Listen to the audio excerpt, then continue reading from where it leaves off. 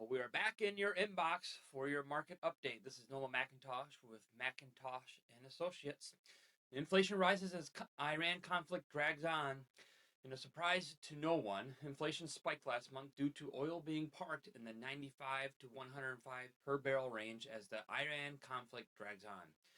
Iran finally provided a 14-point proposal to Donald Trump, which was more of a wish than a serious proposal and was dead on arrival. It seems if the Iranians intend to delay for as long as possible in the hopes of inflicting enough economic pain on the U.S. to make it go away. It seems to be a reasonable approach, given the conflict has been going on for nearly 3 months rather than the promised 4 to 6 weeks. The intensive bombing stopped on April 8th, and as long as it doesn't resume and there's no threat of U.S. troops being committed, Iran is perfectly fine with pretending it has the say in the matter by making outrageous demands. Who knows what the next twists and turns will be in this conflict, but the near-term fallout is visible with every time we fill up our gas tanks. The rise in energy prices has fueled, see what we did there? The recent spike in inflation.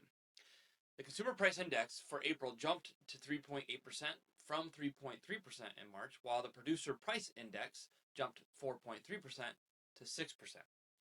Prices for materials and companies that make things we consume are climbing faster than end user prices, which can only go on for so long.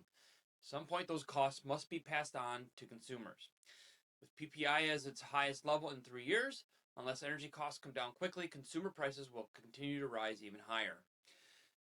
And we all know once gas prices go up, it takes much longer for them to come down, especially once sellers get used to the higher levels.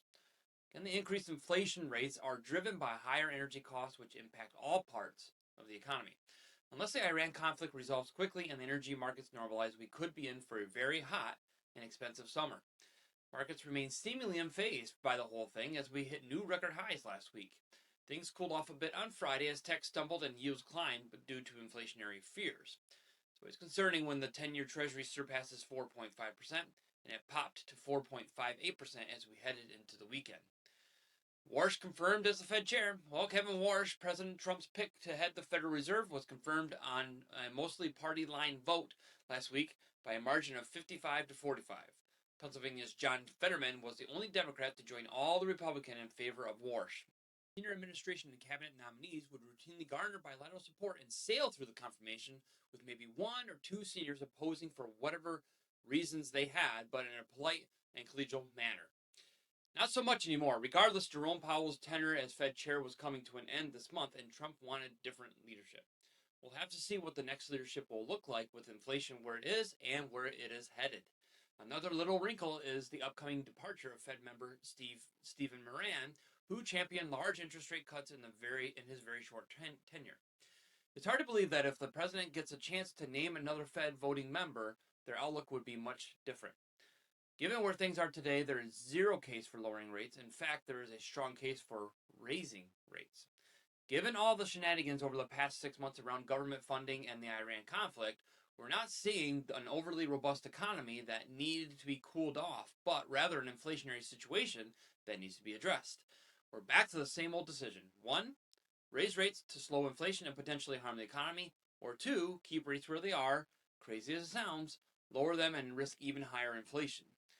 So much of this is easily avoidable, but thanks to our hyper-divisive government, we are in yet another pickle, and we're not even halfway through the year. Well, coming this week, now that jobs and inflation readings are out of the way, markets will have little data to digest aside from the release of the Fed minutes from April meeting. Once again, the market's focus will be on any developments with Iran, plus the continued fallout from higher energy prices and inflation as we head into Memorial Day weekend. Monday will be quiet with a few Fed speakers. Anything they say will have zero impact until Warsh assumes leadership, unless one or more of them boldly proclaim they are willing to move rates in response of elevated inflation. The markets likely won't even notice. Tuesday will feature pending home sales and MBA mortgage applications. Will follow on Wednesday. We will also conclude the release of April Fed meeting minutes. It will be interesting to see where the chips fell and who may be aligned with or against Warsh. The Fed is gearing up for pretty much divisive, just like the rest of our government, so that dynamic bears watching. We'll get weekly job loss claims and housing starts, building permits, and the Philly Fed manufacturing survey on Thursday. By Friday, traders will be gearing up for the long weekend as the markets will be closed on Monday, May 25th, on observance of Memorial Day. No one will probably notice the consumer sentiment and leading economic indicators reported that day. However, there may be some selling if things were to get worse with Iran, as Wall Street may want to avoid holding long positions through the weekend. Earnings are almost complete for the first quarter, with 91% of the S&P 5 companies reporting results. As of May 15th, 84% of companies have reported positive earnings per share, and 80% have reported positive revenue. Earnings growth for the first quarter was 27.7%, up from 11.9% in the fourth quarter of 2025. If that's the actual growth rate for Q1, it will mark the highest earnings growth rate for the index since Q4 of 2021. For the current quarter, 38 S&P companies have issued negative EPS guidance, while 42 have issued positive.